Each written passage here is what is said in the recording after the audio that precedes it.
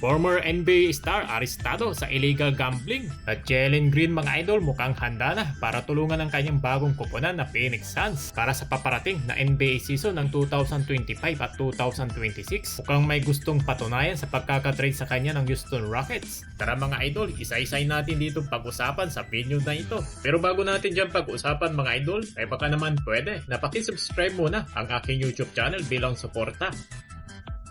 Sa paparating na nga ng season ng National Basketball Association, ay tiyak na iba yung kasaysayan na naman dito ang bagong maitatala ng kung sino naman ang kupunan sa NBA. Dahil bukod sa ilang mga bagong pasok na mga manglalaro, ay may mga ilang mga veterano na manglalaro din talaga na nagpapalakas ng kanila dito mga lineup sa pamamagitan ng pag-rebuild ng kanilang mga respective teams. At maraming ang nalipat dahil nga dito sa kanilang rebuilding process. At bukod na nga kay Jordan Clarkson ng isang Filipino-American, ay meron pa nga ditong isang Phil-Am na nalipat na nga ng ibang kupunan na si Jalen Green mga idol. Yes, tama nga kayo ng pagkarinig. Karaniwan nga dito ng ginagawa ng NBA teams. Tulad na nga lang dito ng team ng Houston Rockets na napakinabangan dito sa kanilang team. Medyo nakakagulat nga rin ito kung iisipin. Nagpakita rin ito na impressive figures na paglalaro niya sa Houston Rockets. Ka-average ng 20 points, 4.3 rebounds at 3.4 assists sa kanyang naitala ng kanyang 307 games sa Houston. At wag rin natin ditong kakalimutan na isa rin siya sa naging factor itong si Jalen kung bakit nakatungtong ang Rockets sa playoffs. Dahil na nga dito, medyo nakaramdam rin ng kalungkutan itong si Jalen Green. Lalo na yung sariwa pa sa kanya yung balita nang tinrade siya ng dati niyang kupunan. Pero ngayon ay move on na itong si Jalen Green at mag-focus na lang dito sa kanyang panibagong kupunan na ngayon pa lang ay nagpapalakas na dito ng laro. Nasa facility na ng Phoenix Suns ang Phil-Am. Unti-unti na niya na ditong ina-adapt ang kanyang bagong tahanan. Sigurado magiging boost si Jalen Green sa lineup scoring ng Phoenix Suns na magpapalakas ng sumatotal ng kanilang buong kupunan. Asahan natin na mas apoy ito ng Jalen Green at mas dadami pa ang fans nito sa NBA.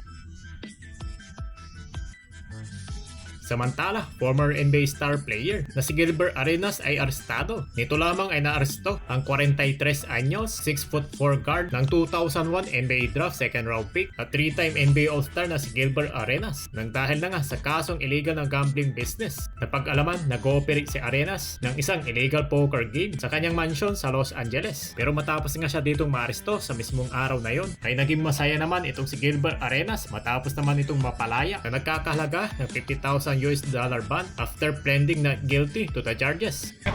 Can't hold me, baby. They can't hold me.